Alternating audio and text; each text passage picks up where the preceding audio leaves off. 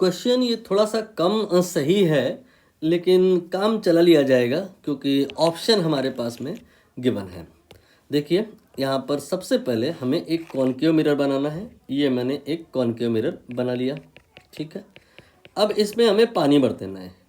पानी भर दिया मैंने, और पानी भरना है वो तो संभव नहीं है। बाउंड्री बना लीजिए, ये मैंने बाउंड्री बना दी।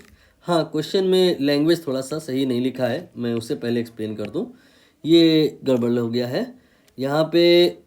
इसका तात्पर्य है कि 80 सेंटीमीटर इस कंटेनर का हाइट है, और जो सन है वो बिल्कुल ऊपर है, ये तो हम सभी जानते हैं, और वो इनफाइनाइट हाइट पे होता है।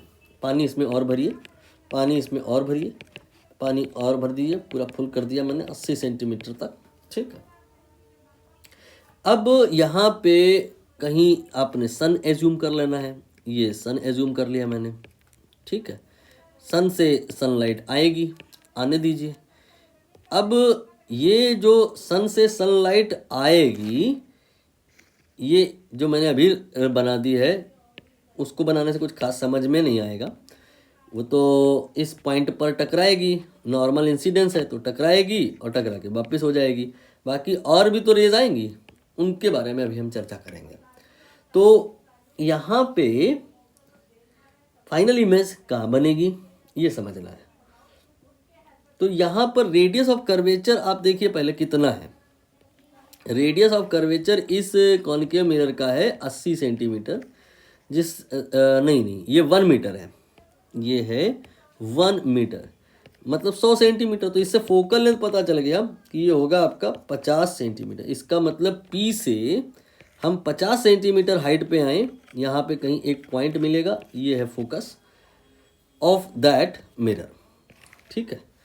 अब यहाँ पे जो पानी भरा है, ध्यानपूर्वक समझिएगा, जो पानी भरा है, ये जो फोकस है इसका जो लेवल है इससे ऊपर है।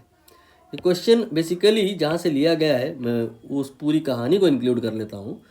वो ऐसा है कि उसमें 2 पार्ट थे। उसमें 2 पार्ट थे। एक, जब पानी जो भरा था इस लेवल के एक केस में ऊपर था और एक केस में नीचे था।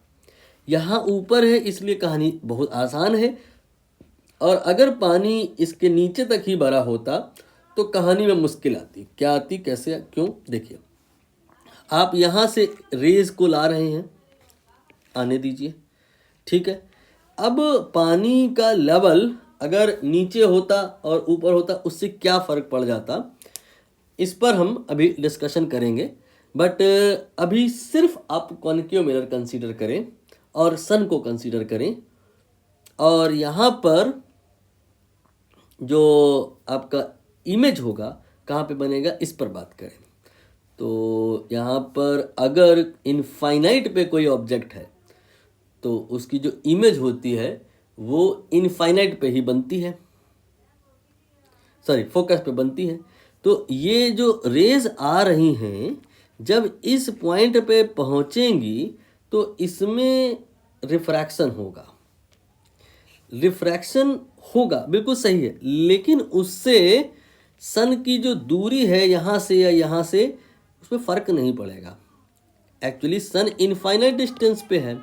सन कितनी डिस्टेंस पे है? इनफाइनाइट डिस्टेंस पे। और जब हम इस मिरर के रिलेटिव में इसकी बात करेंगे, बीच में पानी आ जाएगा, मतलब हम सन को इनडायरेक्टली एयर से नहीं देख रहे हैं, पानी के अंदर से देख रहे हैं, तो दूरी में परिवर्तन आएगा, रियल एंड एपरेंट डेप्थ वाला कंसेप्ट लग जाएगा।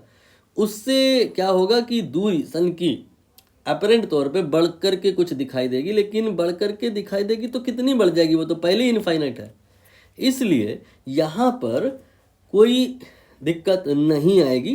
दिक्कतें तब आएंगी जब पानी का लेवल हल्का अगर नीचे हो जाए, दैट टाइम। क्योंकि अभी एक बार और आपको एनालाइज करना है, एक बार ऐसी ही कहानी अभी और होगी, रिफ्रैक्शन या रियल या अपरेंट डेप्थ वाली।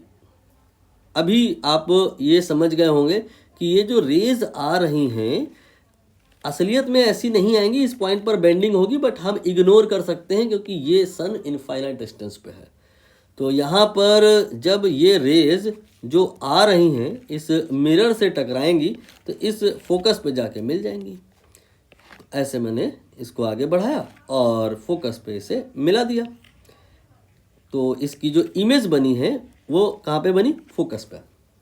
और फोकल लेंथ यहाँ पर कितनी है? 50। तो 50 centimetre above the mirror answer आ गया। अब देखिए ध्यानपूर्वक समझना, क्वेश्चन इतना आसान है नहीं जितना यहाँ पर हमने आसानी से कह दिया। ये जो आपका रे है, आफ्टर रिफ्लेक्शन फ्रॉम मिरर, जब पहुँचेगा सरफेस ऑफ द वाटर पे, एक बार सेम वही कहानी फिर जनरेट करेगा। इस पॉइंट पे जो ये रेज हैं ये ऐसे नहीं जाएंगी, यहाँ पर फिर से बेंडिंग होगी इस बार। लेकिन आपको समझना होगा ये बेंडिंग किधर को होगी। लाइट इस बार डेंसर से रेयर जा रही है, पिछली बार रेयर टू डेंसर जा रही थी जब ऐसे आ रही थी, और उस बार कंसिडरेबल भी नहीं थी क्योंकि ऑब्जेक्ट ऑलरेडी इनफाइनाइट डिस्टेंस पर था। इस बार यहाँ पर जो ये रेज आ रही हैं, ये जिस पॉइंट से आ रही वो पॉइंट इस बाउंड्री से इनफाइनाइट डिस्टेंस पे नहीं है।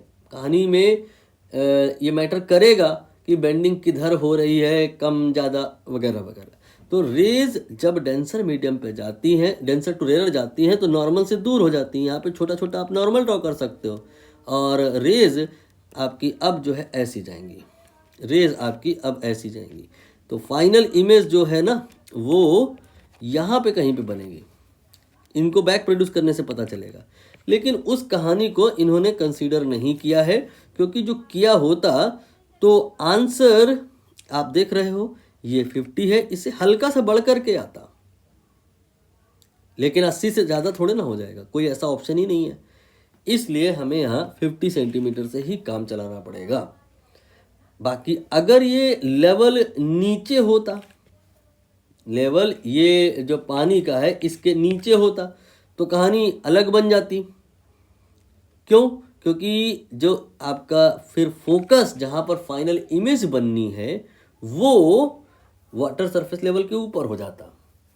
बाकी इस क्वेश्चन को कुछ मायने में करेक्ट भी कहा जा सकता है, क्योंकि हम यहाँ मान लेंगे कि हमें अपने को देखना है सन का इमेज, यहाँ से देखना ही नहीं है, एयर से नहीं देखना है। जो एयर से सन की इमेज देखेंगे तो हमें इस पॉइंट को रिपोर्ट करना होगा।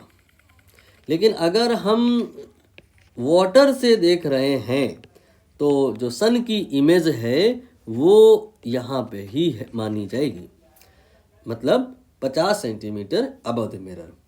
अब क्वेश्चन में ये क्लियरिटी तो दी नहीं है कि डिस्टेंस ऑफ द इमेज कहाँ से बताइए, तो फिर हम मान के चलेंगे कि सन की इमेज, जो सन की इमेज वाटर में बन रही है, वाटर के ही अंदर देख रहे हैं।